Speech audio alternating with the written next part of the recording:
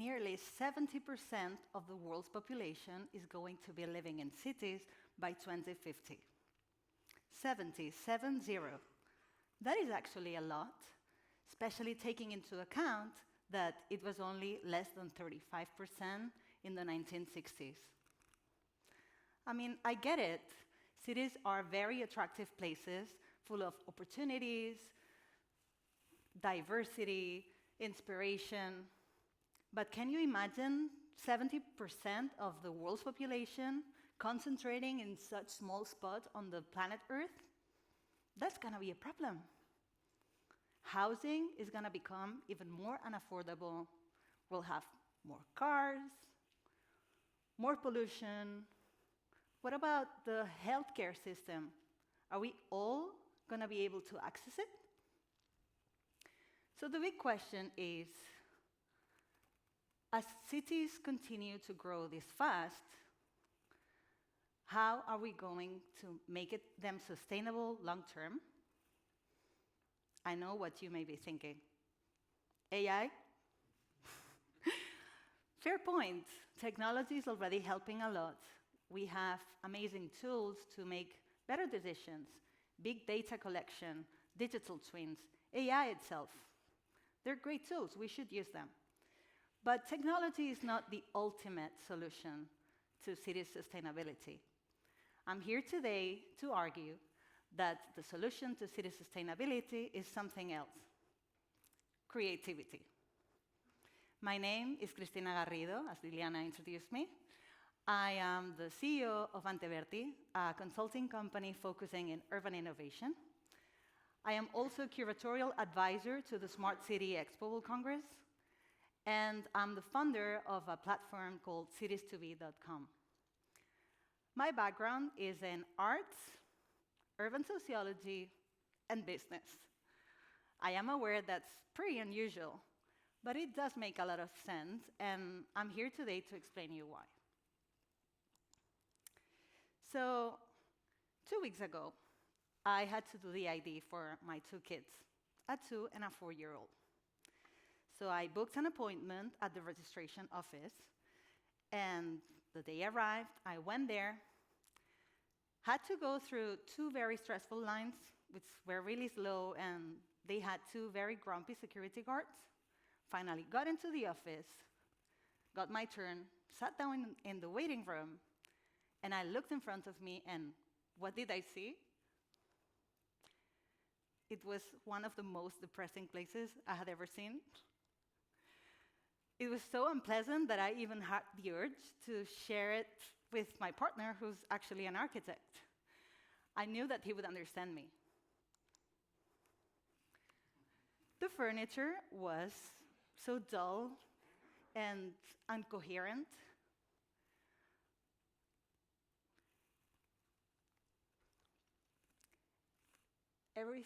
Everything felt so not cozy or made with love.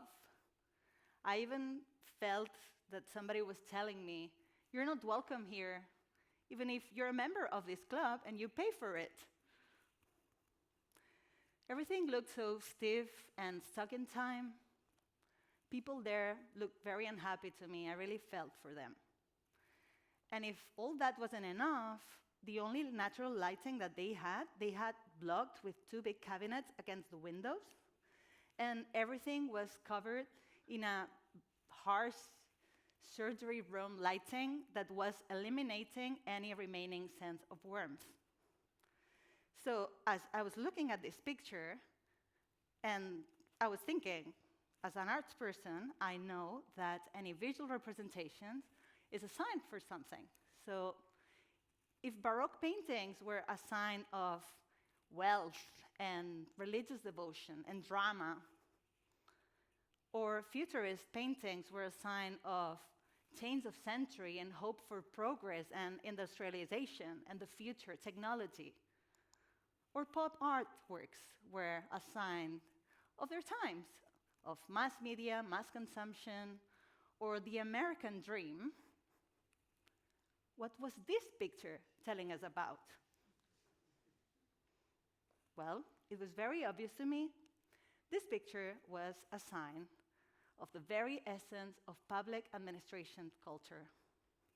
Rigid, outdated, and with absolutely no space for creativity.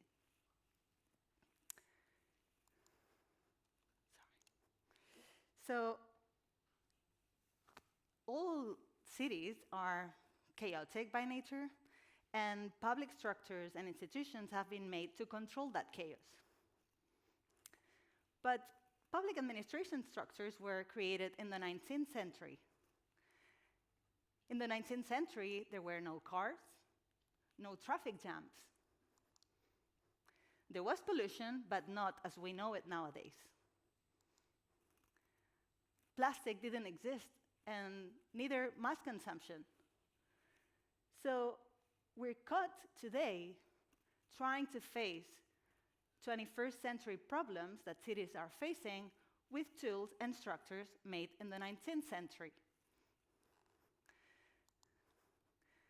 So we need to create spaces for new ideas to happen and new solutions, and we need to go from these rigid structures to creative environments that are more allowing. And you may ask, how can we do that? What do these environments look like? Well, first of all, they're human-friendly. So they should be inviting, welcoming, cozy, nothing like the picture that we just saw before. Probably hiring some creative professionals would help to make these environments, like architects or interior designers, both for the people working there and also for the people taking the services. Second of all, these environments need flexibility. Rules and legal frameworks are too rigid. They cannot allow new ideas to happen or be implemented. Think about it. All creativity always happens in spaces with low regulation, like the outskirts of cities or abandoned industrial areas. As my dear friend Charles Landry explains in his book, Creative Bureaucracy, public administration should go from a no because to a yes if culture.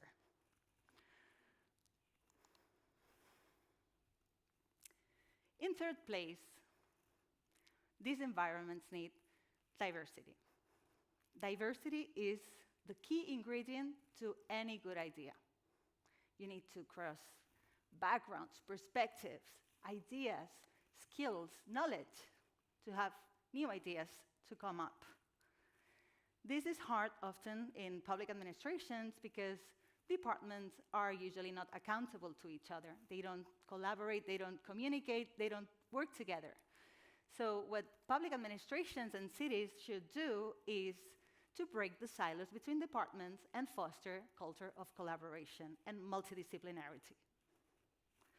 But most importantly, for all these environments to happen, what is really needed is bold leadership. We need leaders who have a strong vision and that they have the political will to go after them. City leaders are responsible to make cities better, and cities are facing massive challenges. So we really need their collaboration here, and we need for them to be bold and brave to try new things and create these environments for new ideas to happen. I would like to share a few examples of how these environments have been created in different cities in the world. The first one is Barcelona with the superblocks. As you may know, Barcelona's plan was created in the 19th century by Ildefons Cerdà.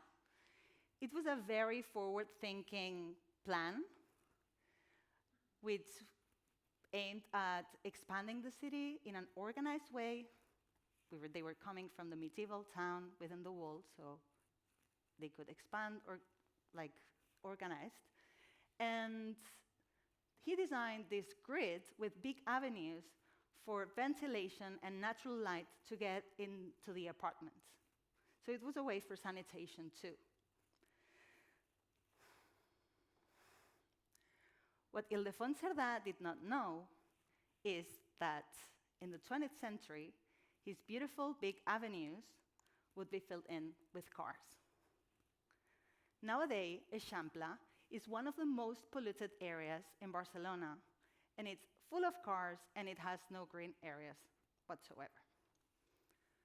So, a few years ago, the Barcelona City Council had an idea. What if we pedestrianize some of the intersections of this grid and we create superblocks? It was a very disruptive, creative idea that got a lot of resistance from within and from outside the public administration. People were saying, you can't do that. That is not possible at all. That's impossible. Rules and laws would never allow it. Or then what's going to happen with cars? Where are they going to go? But despite the reaction of people, the city administration had a bold vision and really pushed it forward. And they made it happen. Not only they created superblocks, but they created pathways, green pathways, that were interconnecting different superblocks around town for people just to have nice walks between one and the other one. Nowadays, superblocks are proven to be a success. The data shows that pollution has lowered down in some of the areas where they have been implemented. And most importantly, people can go out in Eixample and enjoy public space, good quality public space, with their kids, their elders, or just, to have a good time in the city that they live in. Freetown is a city that has been growing very, very fast in the last years, and the growth had caused that many of the trees on the slopes of the mountains were cut down to allow housing and infrastructure and also informal housing and development to happen. In many developing countries, this is really common. Cities are expanding in an organic way, and sometimes there are many spaces in the outskirts that grow informally and have no regulation and no regular services as other areas of the cities have. So they're the most vulnerable in case something happens. What seemed to be a traditional case of urban growth versus nature ended up becoming a tragedy.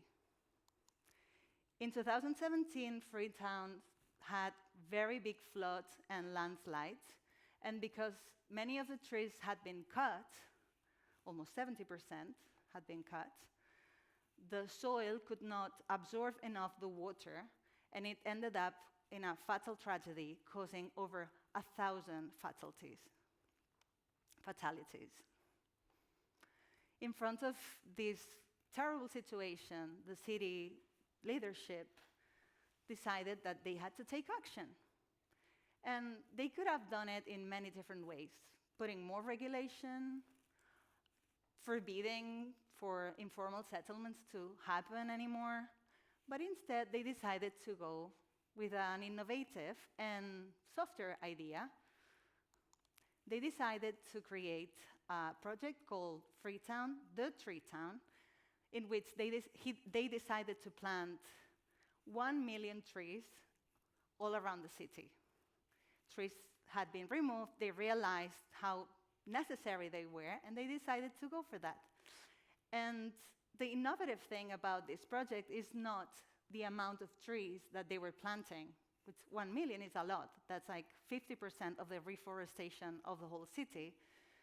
But the innovative thing about this project is the way it was done. First of all, it was done with the community. The community was involved since the beginning and is still involved nowadays in the process. Secondly, they were tracking digitally every single tree that they're planting. The community plants the tree, and then they can track it with a platform online and an app that they've created for it.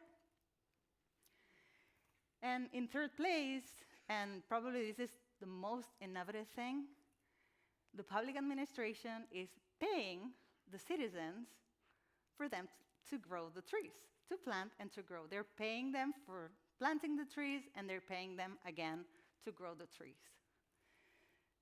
That, I can assure you, is something very difficult to do within public administrations, to get the proper legal framework for public administrations to pay citizens for doing anything.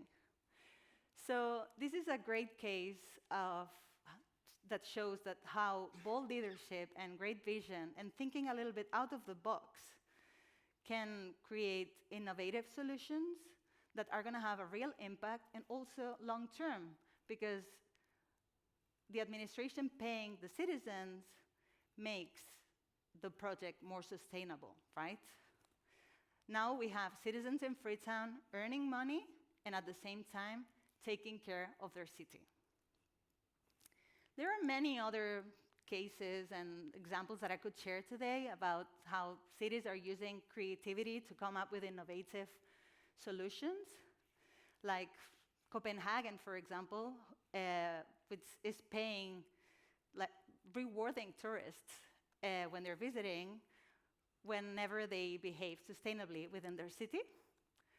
Or Devon in the UK, which is using the heat coming out from data centers to warm up public swimming pools in the city. Or, for example, Incheon in South Korea, which is fostering a program of bus on demand. So the buses don't have established route, but they change the route every day depending on the demand of users. All these cities are examples on how leaders decided to create these creative environments and also adapt regulations for new ideas and solutions to happen. But it is difficult for leaders too.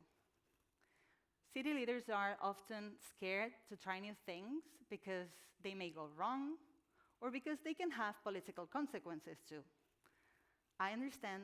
I would feel the same way, and probably many of us would feel the same way in that situation. But what if city leaders had a space where they could try new things without fear of making mistakes? It has quite a lot of natural light to start with. It's an open space, and it is messy, but it's not scary. It is inviting to be messy. This is an artist studio, a space where artists can wear old clothes and get dirty and try new ideas, techniques, materials, without fear of making any mistakes. Any city would benefit from having spaces and environments like this. And whether you're a city leader, a company leader, a nonprofit organization leader, or even the leader of your own household, look at the ways in which you're enabling and fostering creativity within your organizations. I assure you, it will be the beginning of the solution that you have been looking for. Thank you very much.